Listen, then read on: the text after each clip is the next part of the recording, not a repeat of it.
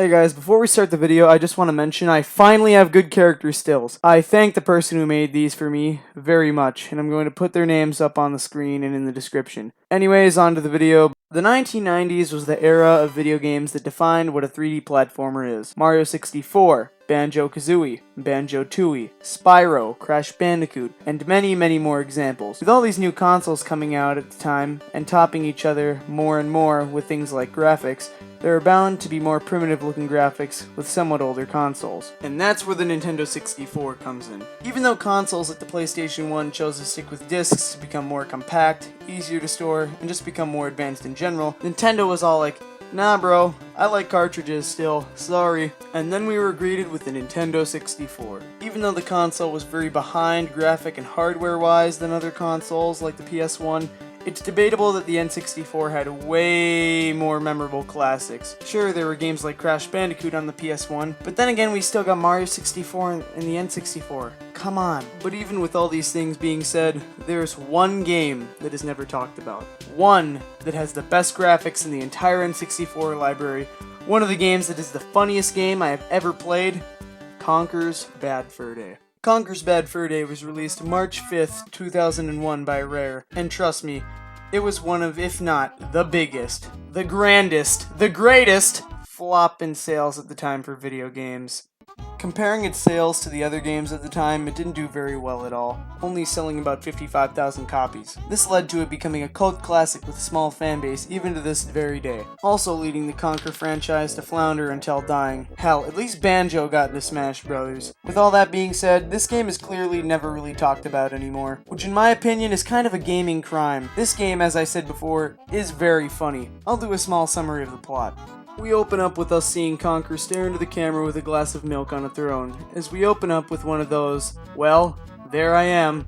You are probably wondering how I got here type of intro. Usually, I'm not a very big fan of these intros, but here it's clearly done with satire. After this, we see Conker's girlfriend Barry listening to music. Conker calls her and leaves a voicemail saying that he will be late coming home because him and his friends have to go fight a war the next day. But in reality, he's just making the excuse so he can go get drunk with his friends at the bar. After getting hammered at the bar, he goes on his merry way home.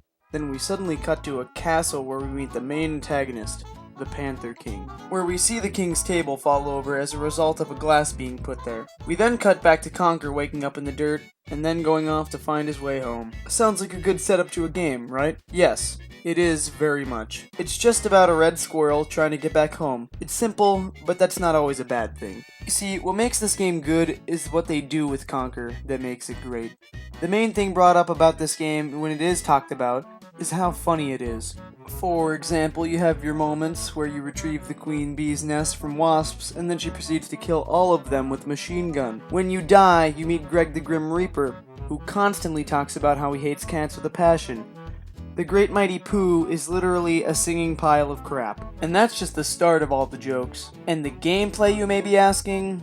Well, that's kind of more of a mixed bag, you could say. One of the main gameplay mechanics is the context-sensitive button, which basically is just a random button that gives Conker what he needs at the time. But it's more just used for random gags than actual gameplay most of the time. A lot of the actual gameplay mainly boils down to just fetch quests. The controls are very slippery as well. Turning with Conker can feel a bit weird. But that doesn't mean I don't like a lot of parts in this game. My favorite parts being the spooky chapter and the D-Day chapter. Another thing, this game's ending is very, very sad, with Conker's girlfriend Barry dying in the end, and this was also somewhere out of nowhere, making it a bit more shocking when it first happens. Even though there are a lot of issues in the gameplay, it never really does affect me though. I'm usually having a great time because I'm too busy laughing my ass off, or just having genuine fun. The game is a very good time in the end, but the reboot of the game, made only 4 years later after the original, made by Microsoft this time, fixed a lot of problems I did have with the original game, but in the end it just created more, such as the fact they censor all the cursing. Now, I'm not a one who usually swears a lot, but hearing censored swearing in a Conker game is a bit odd to me. Another thing is that the soundtrack is phenomenal. Of course, being a game made by Rare, it kinda has to. Sadly though, I don't think we're gonna be getting a new Conker game anytime soon, with the series being as dead, if not more, than Banjo-Kazooie at this point. It's sad that a series like this had to collapse so early in its lifespan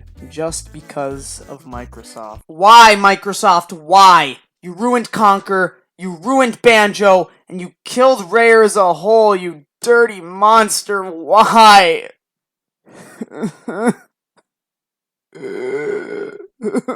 Well, anyways, hope you liked the video. Like and sub, and I'll see you guys next time. Also, the next video is going to be a big one. Let's just say it's going to have lots of layers.